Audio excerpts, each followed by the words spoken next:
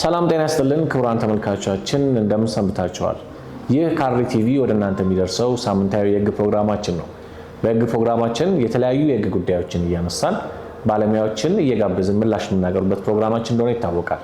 በመጀመሪያ ክፍለ ጊዜያችን ስለ ውል ምንነት፣ ስለ ውል ትርጓሜ እንደዚሁም ውሎች ስላላቸው ውጤትና ውሎች መፍረስ የሚያስከትሉት ውጤት ምንድነው በሚል ጉዳይ ላይ ከሐረሪ ክልል ከፍተኛ ፍርድ ቤት ዳኛ በመጋበዝ ከዳኛ ጫላ ሁሴን ጋር ቆይታ የምናደርግ ሲሆን እሱን ወደ እናንተ እናደርሳለን።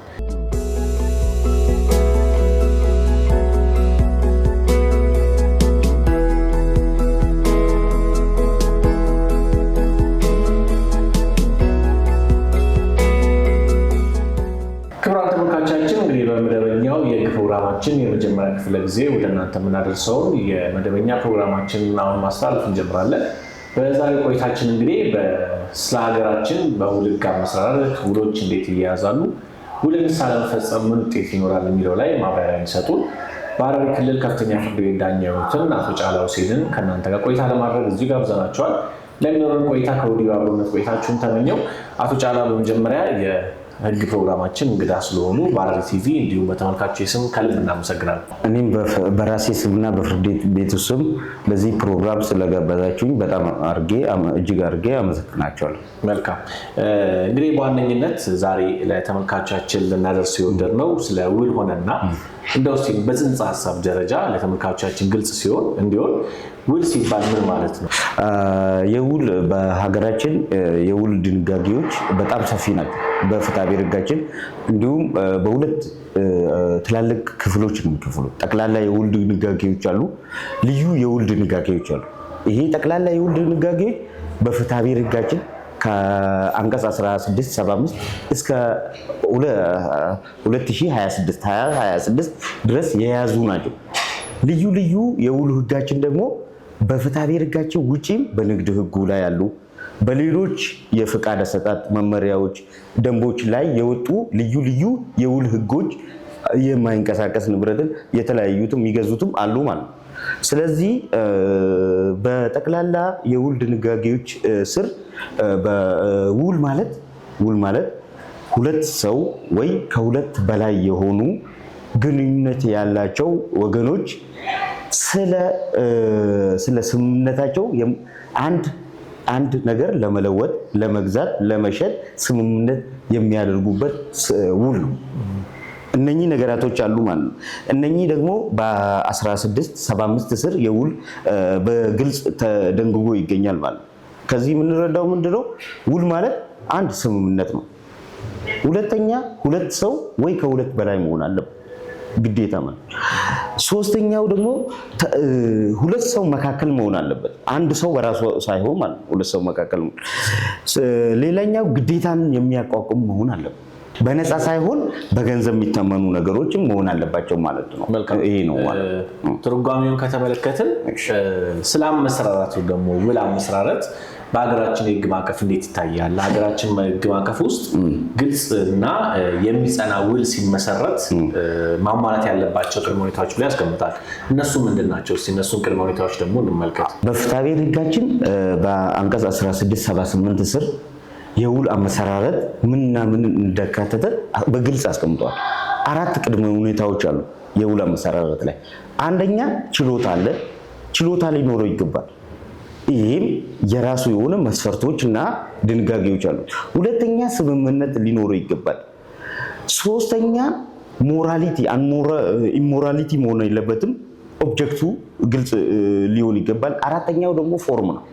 እነኚህ አራቶች በ16 ድንጋጌ 78 ስር ውል ለመመስረት ግዴታ ማሟላት ያለባቸው ናቸው። ችሎታ ስንል ምን ማለታችን ነው? እድሜው አካለ መጠን የደረሰ ሰው መሆን አለበት። ከ18 ዓመት በላይ በህጉ ላይ በ100 ፍትሐ ብሔር ህጋችን 178 አካባቢ ላይ አንድ ሰው ችሎታ የሚኖረው መቼ ነው የሚል ጁሪዲካል አክት ማለት ነው። ጁሪዲካል ሪሌሽንሺፕ መፍጠር የሚችለው ከእድሜው ከ18 ዓመት በላይ መሆን አለበት። ስለዚህ አካለ መጠን ያልደረሰ ሰው ጋር የምናደርገው ውሎች ኢንቫሊድ ናቸው ማለት ነው። ሁለተኛው ደግሞ ምንድነው? ስምምነት ነው። ስምምነቱ ግልጽ መሆን አለበት። ማታለል ሊኖረው አይገባም። ኃይል ሊኖረው አይገባም። ማጭበርበር ሊኖረው አይገባም።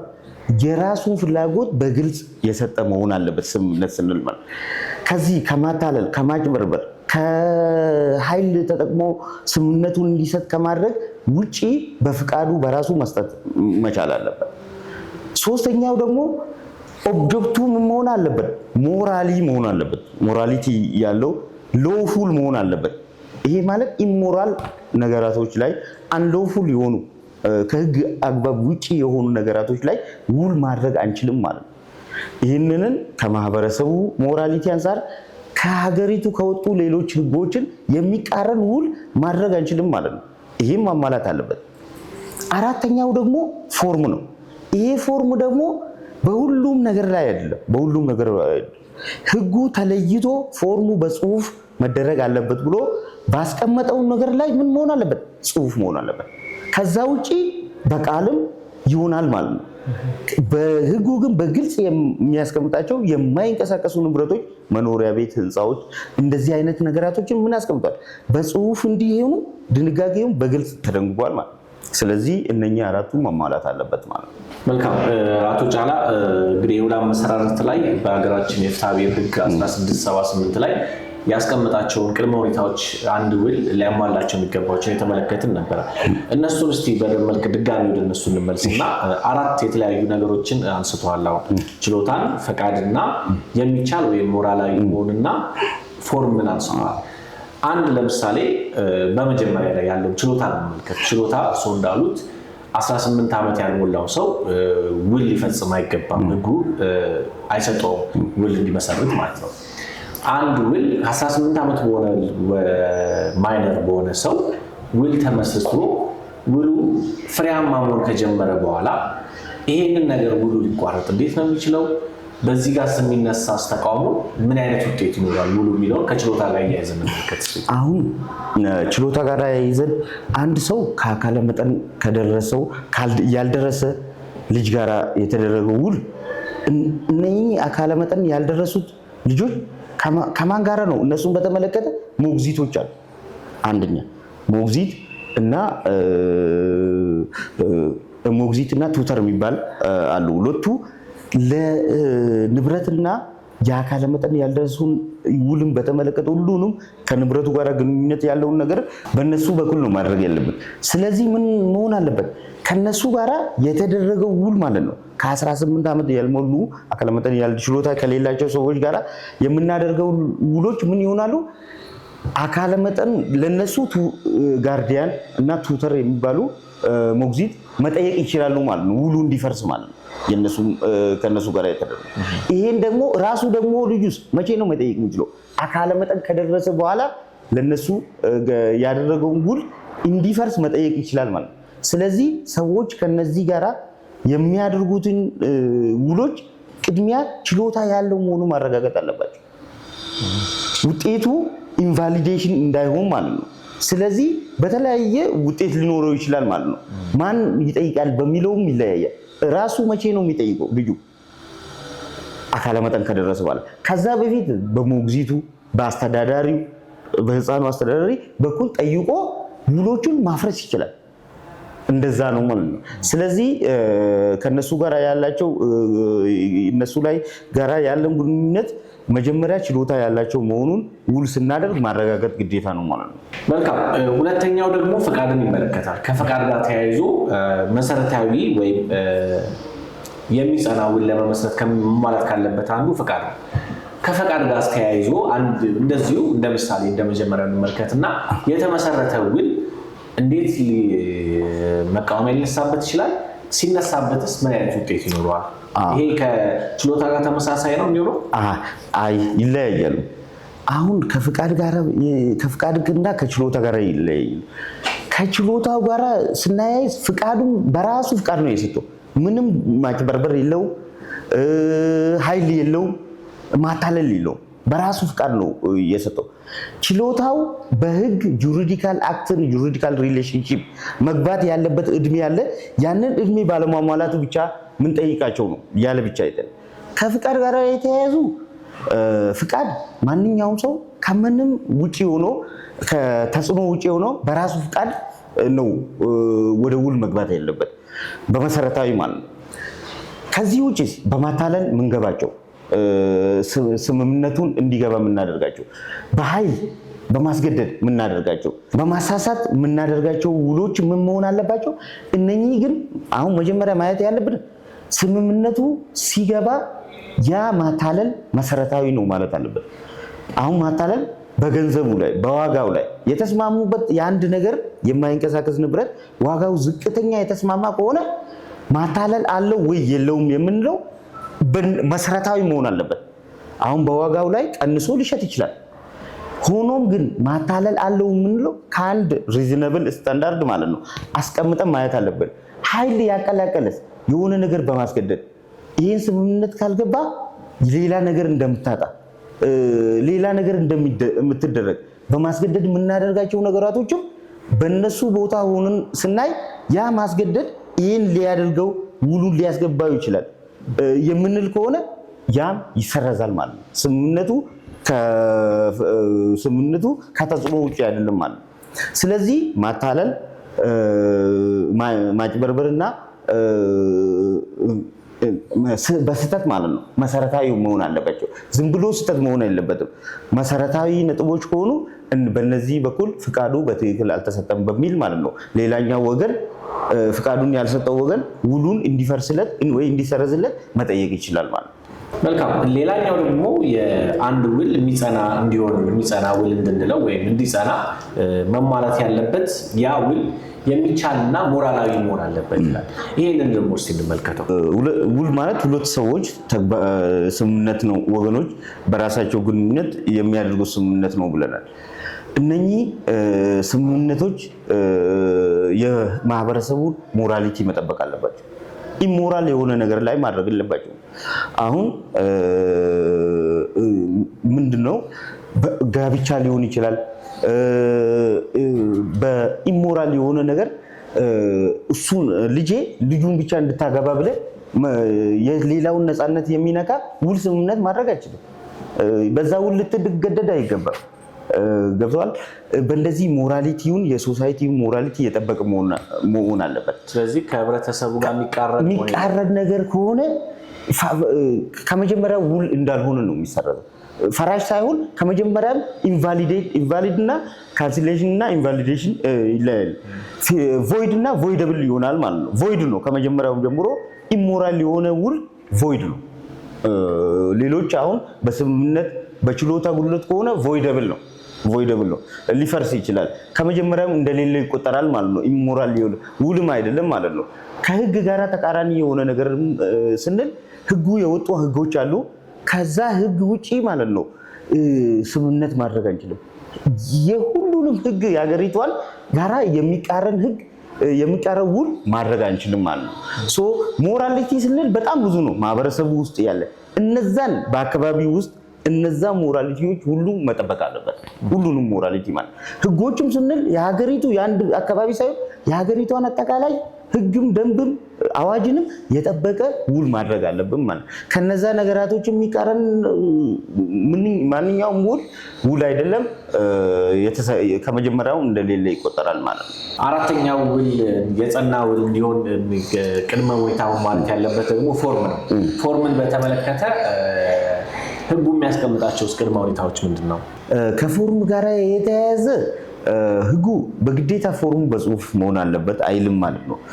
ግን በጽሁፍ መሆን አለበት ብሎ የሚያስቀምጣቸው ፎርሞች ውሎች አሉ። ተቀዳሚ ውል የሚባል፣ ኢንሹራንስ ውል የሚባል ውል ለመለወጥ ለማሻሻል ማለት በጽሁፍ የተደረገ ከሆነ ሲለውጥ ምን መሆን አለበት? በራሱ በጽሁፍ መሆን አለበት። የመኖሪያ ቤት ሽያጭ፣ የተሽከርካሪዎች ሽያጭ፣ የማይንቀሳቀስ ንብረቶችም ማለት ነው። እንዲሁም አስተዳደራዊ ውሎችም በፎርሙ በጽሁፍ መሆን አለበት ማለት ነው። እነኚህ የዋስትና የኢንሹራንስም በፎርሙ መሆን አለበት። ከዚህ ውጪ ግን ተዋዋይ ወገኖች በራሳቸው ማለት ነው ተስማምቶ በፈለጉት በቃልም ሊያደርጉ ይችላሉ ማለት ነው ስምምነቱ። መልካም። ምናልባት አቶ ጫላ በዳኝነት ላይም ስላሉ ከፎርም ጋር በተያያዘ የፍትሐብሔር ህጋችን ቆየት ያለ ጊዜ እንደመውጣቱ መጠን ከ500 ብር በላይ የሚደረጉ ውሎች በጽሁፍ መሆን አለባቸው ይላል። ይህ አሁን ካለንበት ነባራዊ ሁኔታ እርሶም በልምድ ችሎት ላይ ከሚመጡ የተለያዩ ጉዳዮችን ጋር አንጻር ይሄን ጉዳይ እንዴት ያዩታል? አሁን ልክ ነህ። ከ500 ብር በላይ በጽሁፍ መሆን አለበት ይላል፣ በተለይ ብድር ለመስጠት ማለት። ግን አሁን ያኔ 1963 65 አካባቢ የወጣው የፍትሐ ብሔር ሕጋችን ነው። አሁን ካለው ጋራ እንኳን 500 በጽሁፍ እናደርግና ልስጥ የምትለው ብድር የለም ካለው የገንዘብ አቅም አንጻር ማለት።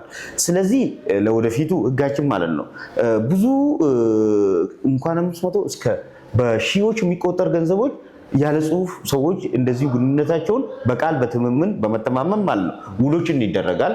እንደዛም ሆኖም ግን በጣም ትልቅ ከሚሆን አንፃር ትላልቅ ገንዘቦች ከሆኑ በጽሁፍ ማድረጉ የተሻለ ነው።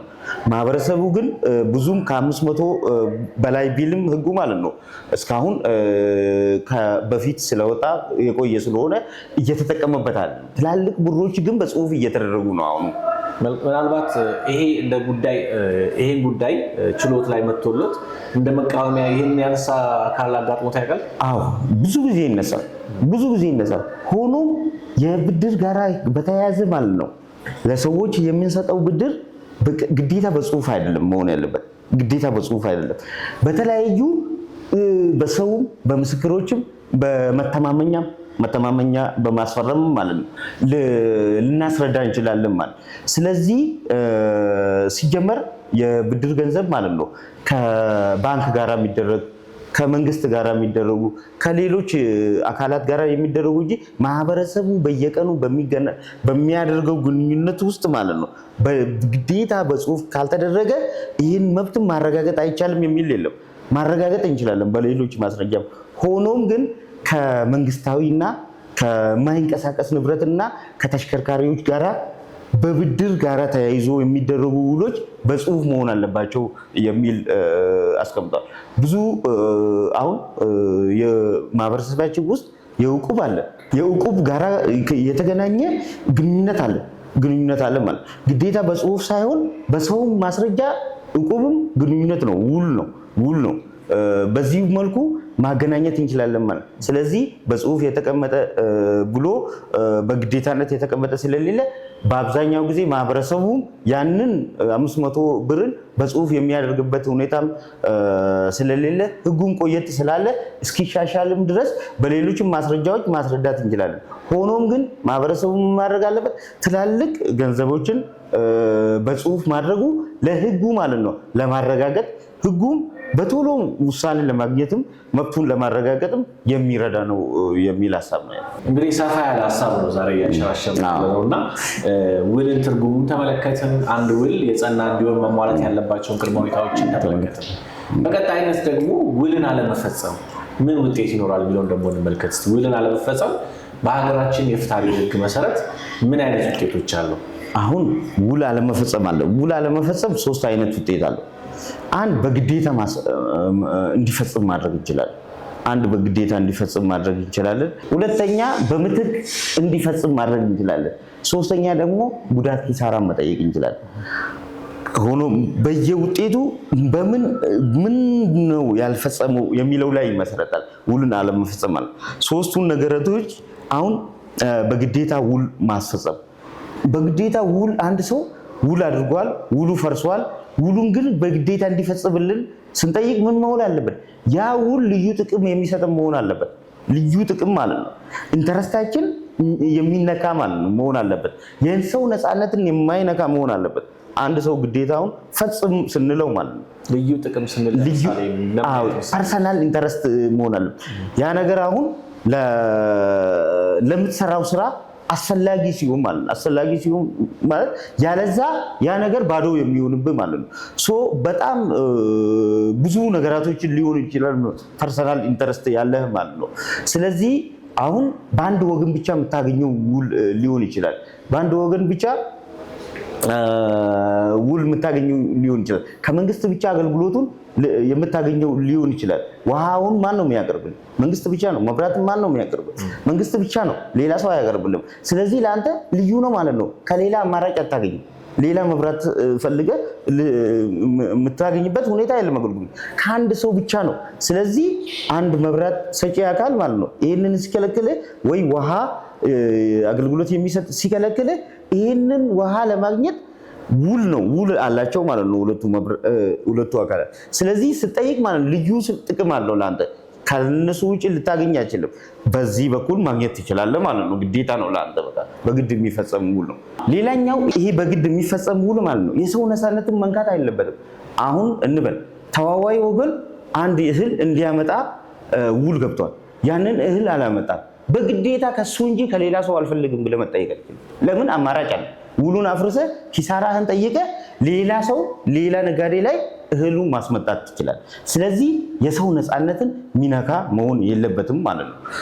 በእንደዚህ አይነት የምጠይቀው አለ ማለት ነው።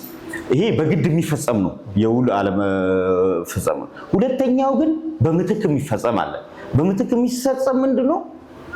አሁን የምጠይቀው እህል አንዳንድ እህሎች አብሮ የሚሄዱ አሉ።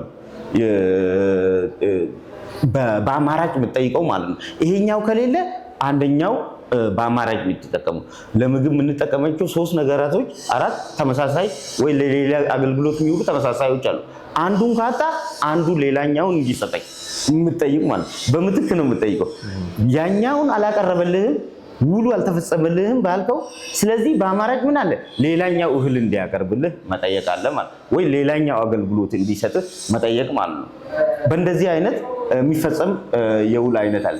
ሶስተኛው ግን በጉዳት ኪሳራ መልኩ የምጠይቀዋል። አልፈጸመልኝም፣ አላደረገልኝም፣ ውሉ ፈርሷል፣ ጉዳት ኪሳራ እንዲከፍለኝ ማድረግ ይችላል። ወይንም አልተፈጸመም፣ ፈጽሞልኝ የኪሳራም እንዲከፍለኝ መጠየቅ ትችላለህ። ይሄን ያህል በዚህ ውል ባለመፈጸሙ ኪሳራ ደርሶብኛል፣ ይሄን ያህል ኪሳራ የደረሰብኝን ይክፈለኝ ብለህ የምጠይቀው አለ ማለት ነው። ምናልባት ከኪሳራ ጋር ተያይዞ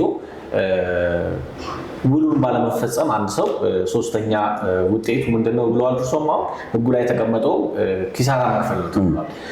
ግን እንደዚህ አይነት ህግ ኪሳራዎች ጊዜ በችሎትም እርሶ ውሳኔ በሚሰጡበት ጊዜ ከአቅም በላይ የሆኑ የሚያጋጥሙ ሁነቶችን በተመለከተ ህጉ የሚያስቀምጣቸው አማራጮች አሉ። እነሱ አሉ። ከአቅም በላይ በሆነ ምክንያት ያልተፈጸመ ውል ከሆነ ኪሳራ ማትከፍልበት ሁኔታ አለ። ኪሳራ መድረሱን ሲረጋገጥ ብቻ አለ። ደርሶም ያ የደረሰው ከአቅም በላይ አሁን ናቹራል ዲዛስተር ተፈጥሮ ተፈጥሮ አደጋዎች ተፈጥሮ በተባለው ውሉ ላይ በተቀመጠው ጊዜና ቦታ ያንን ነገር አላደረስኩም፣ ያንን አገልግሎት ማለት ነው አላደረስክም። ከአቅም በላይ በሆነ ምክንያት ማድረስ አልቻልክም። ስለዚህ እንደዚህ አይነት ጊዜ ኪሳራ ማትከፍልም ማለት ነው። ኪሳራ የማይከፈልባቸው ጊዜያቶች ናቸው። ከአቅም በላይ በሆኑ በጣም ብዙ ምክንያቶች አሉ፣ ህጉ አስቀምጧል።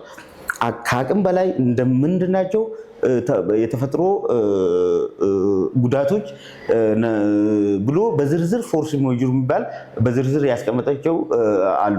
እነዛ ነገራቶች በደረሱ ጊዜ እንደ ምክንያት ተቀባይነት ያለው ነው ማለት ነው። ጉዳት ኪሳራ ላለመክፈል ተቀባይነት አለው ምክንያት ነው። ውሉን ግን በሌላ በኩል መፈጸምም ይቻላል ማለት ነው። ወይ ወደ ነበሩበት መመለስ ይቻላል ማለት ነው ኪሳራ ሳይከፍሉ። ምናልባት እሷ ጋር አሁን አንድ ላነሳ የፈለግኳት ነጥብ ምንድነው፣ ለምሳሌ አሁን ይሄ ውል የተደረገው በትልቅ ገንዘብ ነው እንበል፣ የ100 ሚሊዮን ነው እንበል፣ እንደ ምሳሌ የ100 ሚሊዮን ብር ውል ተደርጎ ተከሳሽና ተከሳሽ ውሉን መፈጸም ያልቻለው ከአቅም በላይ በሆነ ነው እንበል፣ የጎርፍ አደጋ እንደ ምሳሌ። በጎርፍ አደጋ ያ ውል ባይከሰት እርስዎ እንደተባለው ዳሜጅ የመክፈል ግዴታ የለበትም ተብሏል። ግን እዚህ ጋር ያ ሰው የ100 ሚሊዮን ብር ለማቅረብ እያወጣ በነበረበት ሰዓት ላይ ሊያወጣ የሚችላቸው ኮስቶች ይኖራሉ። ያ ደግሞ በተፈጥሮ አደጋ ወርዷል። ህጉ ይህንን ታሳቢ አድርጎ የሚያዘጋጃቸው አማራጭ አለ ወይስ የግድ በተፈጥሮ አደጋ ስለጠፋ የመክፈል ግዴታ የለበትም? ግን ያንን ደግሞ ለወጪ ያወጣውን ወጪ ደግሞ እንዴት አድርጎ ሊያካክስስ ይችላል? ህጉ የሚያስቀምጣቸው በውል ስምምነታችን ላይ እኛ አንድ ነገር ከተከሰተ አሁን ትላልቅ እንደዚህ አይነት ትላልቅ የያዙ ገንዘቦች በመንግስት ውሎችም ወይ ከግለሰቦችም ጭምር እርስ በራሳቸው የሚያደርጉበት ሁኔታ አለ። በዝርዝር ያስቀምጣሉ። ኢንሹራንስም አለ። በእንደዚህ አይነት ሁኔታ ሁለቱ መካከል ውሎቹ ማለት ነው ሲፈርስና ከአቅም በላይ በሆነ ሁኔታ ውሉ መፈጸም ካልተቻለ ኢንሹራንስም እንገባበት ሁኔታ አለ ከገንዘቡ አንፃር ማለት ነው። ለምን ጉዳቱ ናቹራል ዲዛስተር ሲመጣ ከአቅም በላይ በሆነ ሲፈርስ በጣም ብዙ ኪሳራ ነው። ውሉ አልተፈጸመም ማለት ነው። የጉዳት ኪሳራ የሚከፈልበት ሁኔታ የለም። እንደዚህ አይነት ውሎች ትላልቅ ውሎች ኢንሹራንስም አላቸው። የትላልቅ ፕሮጀክቶችም ማለት ኢንሹራንስ አላቸው። በዛ ነገር ምንም አይፈጽምም። ከአቅም በላይ በሆነ ምክንያት ጉዳቱ ደርሶ ውሉም አለመፈጸም ምክንያቱ ከአቅም በላይ በሆነ ምክንያት ከሆነ ምንም ጉዳት ኪሳራ የሚከፍልበት ሁኔታ አለ። ትላልቅ ፕሮጀክቶች እንደዚህ አይነት ትልቅ ገንዘቦች ሲሆኑ ደግሞ ኢንሹራንስ መግባት አለባቸው። ኢንሹራንሱ ደግሞ ኢንሹረሩን የሚከፍልበት ሁኔታ አለ ማለት ነው እንጂ ሌላ የተቀመጠ ነገር የለም ማለት። ቅድም አንድ ነጥብ ካልተነሳ ጋራ የኪሳራ ነው። ኪሳራ አሁን ውሉ በሁለት ሰዎች መካከል ነው። ኪሳራ እንዳይደርስ ግዴታው መፈጸም ያለበት ውል ባለጉዳይ ማለት ነው ማድረግ አለበት። ኪሳራው መቀነስ አለበት። አሁን ዝናብ ዘንቧል ወይንም የሆነ አደጋ የመኪና አደጋ ደርሶ ያ አገልግሎት ያ እቃዎች እንዳይበላሽ ማድረግ አለበት፣ መሸጥ አለበት። ኪሳራ ሽጦ ገንዘቡ ማለት ነው የቀረውን መስጠት አለበት። ኪሳራውን ቀንሰዋል ማለት ነው። ለምን ያ እቃ ከተበላሸ ከምንም ላይ ወጣ ይችላል፣ ዜሮ ሊሆን ይችላል። ኪሳራውን መቀነስ አለበት። ናቹራል ዲዛስተርም ሲሆን በተፈጥሮም በሰውም የሚደርስ አደጋዎች መካከል ከአቅም በላይ ሲሆን ማለት ነው ኪሳራውን የመቀነስ ግዴታ በሁለቱም ተዋዋይ ወገኖች ላይ አለባቸው ማለት ነው። የሚበላሹ ከሆኑ የማይበላሹ ከሆነ ምን መሆን አለባቸው? ጊዜው ካለፈ ዋጋው ሊቀንስ ይችላል። ጊዜው አይበላሽም፣ ግን ጊዜውን በማለፉ ብቻ ወቅታዊ ገበያ ዋጋውን ሊቀንስ ይችላል።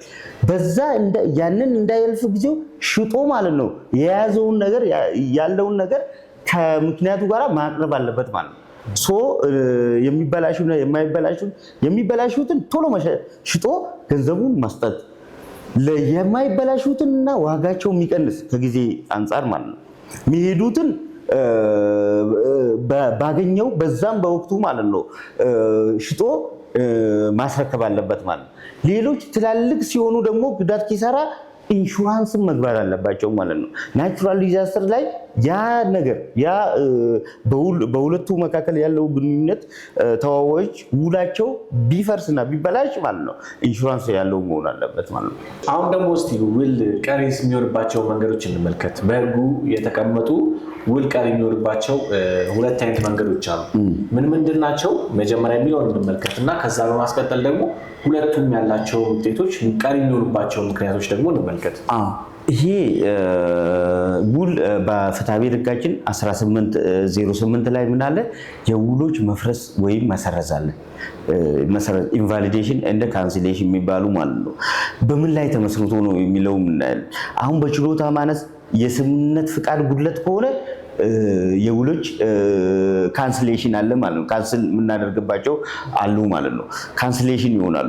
የውሎች ዓላማና ፎርም ላይ ከሆነ ኢንቫሊዴሽን የምናደርግባቸው አሉ። ውል መሰረዝና ውል ማፍረስ ምክንያቶች አሉ። መሰረዝ ጭራሽ ውሉ እንደሌለ የሚሰረዙናል። ጭራሽ ማለት ነው ይሄ ውል እንዳልተደረገ አልነበረም ማለት ነው። ከመጀመሪያውም አልነበረም ማለት ነው። ውል መፍረስ ደግሞ ውሉ አለ በአንዳንድ ምክንያቶች በአንዳንድ ጉድለቶች ሊሰረዝ ይችላል፣ ሊፈርስ ይችላል። አሁን ችሎታ ማነስ የሚፈርስበት ሁኔታ ነው። ስምምነት ጉድለት ውሉ አለ፣ ግን በምንድን ነው የሚፈርሰው? በችሎታ ማነስና በስምምነት ጉድለት። ሌላኛው ውል መሰረዝ ወይ እንዳልነበረ የሚቆጠረው ምንድን ነው? የውሉ ዓላማ ኢሞራልና አንሎፉል ኢሞራሊቲ እና ከሞራሊቲ ከማህበረሰቡ ሞራል ውጪና ከህግ አግባብ ውጪ የተደረገ ከሆነ ምንድነው እንዳልነበረ ይቆጠራል ማለት ነው። ልዩነታቸው እንደዚህ ነው ማለት ነው። የውል ድንጋጌዎች ግን ቀሪ የሚሆኑባቸው አሉ ማለት ነው። የውል ድንጋጌዎች ማለት ነው አንድ ተዋዋይ ወገኖች ውላቸውን በአግባቡ ሲወጡ ውላቸውን ይሄም ውሉ ላይ የተቀመጠው በአግባቡ ሲወጡ ማለት ነው ውሉ ቀሪ ይሆናል ማለት ነው። ሌላኛው ደግሞ ውሉ ሲፈርስ ወይ ሲሰረዝ ማለት ነው። ሌላኛው መትከል ውል ሲፈጸም የበፊቱ ላይ ሌላኛው መትከል ሌላኛው ምትክ ማለት ነው።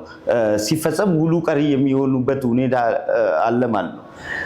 ግዴታዎች ሲተኩም በሌላ ግዴታ አንድ ግዴታ ተደርጓል። ሆኖም ግን ሁለቱ ተዋዋዮች በድጋሚ በሌላ ግዴታ ሲተኩ ውሎች ቀሪ የሚሆኑባቸው ሁኔታዎች አሉ። ሌላኛው ይርጋም ሲያልፍ ቀሪ የሚሆኑበት ሁኔታዎችም አሉ። መፍረስና የውሎች መሰረዝ ብቻ አይደለም፣ በሌሎች ምክንያቶች አሁን በጠቀስናቸው ውሎች ቀሪ የሚሆኑባቸው ምክንያቶች ናቸው ማለት ነው። መልካም አቶ ጫላ፣ ምናልባት ወደ ማገባደዱ እየመጣ እንደመሆናችን መጠን ውል ላይ በተመለከተ ህጋችን ተንቀሳቃሽና ተንቀሳቃሽ ያልሆኑ ንብረቶች ጋር በተያያዘ ፎርም ጋር በተያያዘ ያስቀመጠው ድንጋጌ አለ። ይሄ ለምን አስፈለገ? ተንቀሳቃሽ የሆኑና ያልሆኑ ብሎ መለያየቱ ለምን አስፈለገ? ውጤቱስ እንዴት ነው የሚታየው? ጥሩ ጥያቄ ነው። ይህንን ማህበረሰቡ አንድን ተንቀሳቃሽና የማይንቀሳቀሱትን ንብረቶች እኩል ግምት አይስጠው። አሁን የማይንቀሳቀስ ንብረት መሬትም መኖሪያ ቤትንና የሚንቀሳቀስ ቲቪ፣ ፍሪጅ እኩል ግምት አይሰጣቸውም ማለት። ለዛ ነው የማይንቀሳቀስ ንብረቶች፣ ተሽከርካሪ፣ መኖሪያ ቤቶች ውሎችን በተመለከተ በነዚህ ላይ የሚደረጉ በጽሁፍ መሆን አለበት ብሎ አስቀምጧል።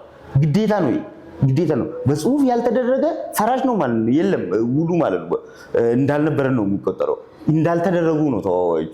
ሆኖም ግን ተንቀሳቃሽ የሚሆኑ ፍሪጅ አይነት፣ ቲቪ፣ ሌሎችም የሚንቀሳቀሱ ሰው ልጅ ይዞ ማለት ነው ከአንድ ቦታ ይዞ ወደ ሌላ ቦታ መውሰድ ቢችል እቃዎች ወይንም ሌሎች ነገራቶች ምንድን ነው ተንቀሳቃሽ ይባላሉ። ለነዛ እኩል ግምት አይሰጥም።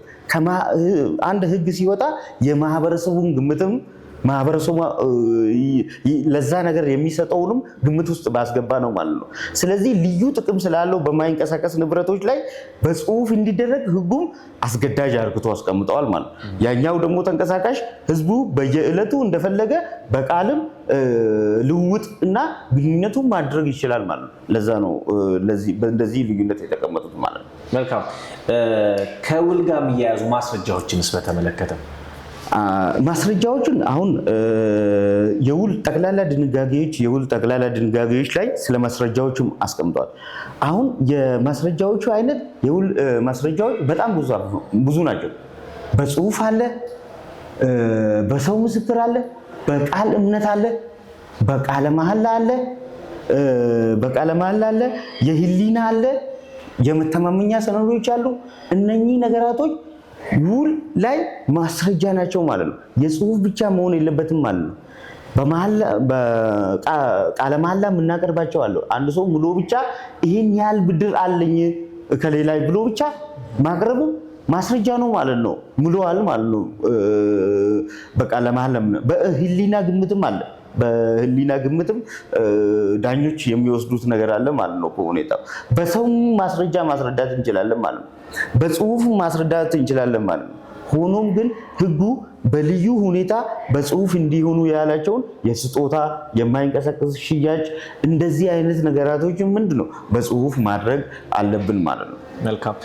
ምናልባት አቶ ጫላ ወደ ማጠናቀቁ ስለደረስን እንደ መጨረሻ የምናነሳው ሀሳብ ከይርጋ ጋር ተያይዘው የሚነሱ ጉዳዮች ውሎችን በተመለከተ የይርጋ ገደቦች ምን ይመስላሉ? ከይርጋ ጋር የተያያዙ ውሎች ላይ ሁለት የመጠየቂያ ጊዜ ያስቀምጧል። ከችሎታ ማነስ እና ከስምምነት ጉድለት ጋር በተያያዘ 2 ዓመት ውስጥ ማፍረስ መጠየቅ አለበት፣ ግዴታ ነው። አንድ ይርጋ ራሱ ጥቅሙ ምንድነው? አንድ ሰው መብቱን በፈለገ ታይም እየጠበቀ ዳተኛ ሆኖ ማለት ነው በፈለገ በሌላ ጊዜ አንድ ግንኙነት ብዙ ለውጦች ከተደረጉ በኋላ እንዳይጠይቅ የሚያግድ ነው። ስለዚህ አንድ ሰው በችሎታ ማነስ ይሄ ውል ሊፈርስ ይገባል ካለ፣ በስምምነት ጉድለት ይሄ ውል ሊፈርስ ይገባል ካለ በ2 ዓመት ውስጥ መጠየቅ አለበት። በፎርም ጋር በተያያዘ በ10 ዓመት ውስጥ መጠየቅ አለበት። በ10 ዓመት ውስጥ መጠየቅ አለበት። ጠቅላላ ደግሞ የማንኛውም በልዩ ህግ የተቀመጡ የይርጋ ጉዳዮች ውጪ በ15 ዓመት መጠየቅ ያለብናሉ ማለት ነው። ስለዚህ በእንደዚህ አይነት የይርጋ ሁኔታ የተከፋፈለ ነው ማለት ነው የመጠየቂያ ጊዜ። መልካም።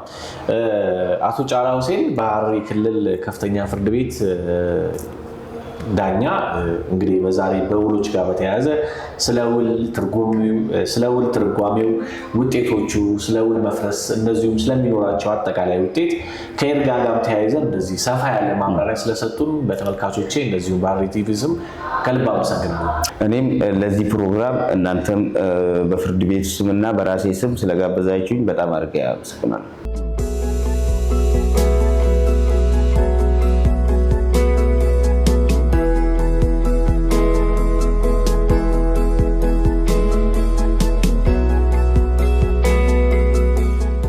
ክቡራን ተመልካቾቻችን ሳምንታዊ የህግ ፕሮግራማችን የእስካሁን ቆይታችሁ ይመስል ነበር።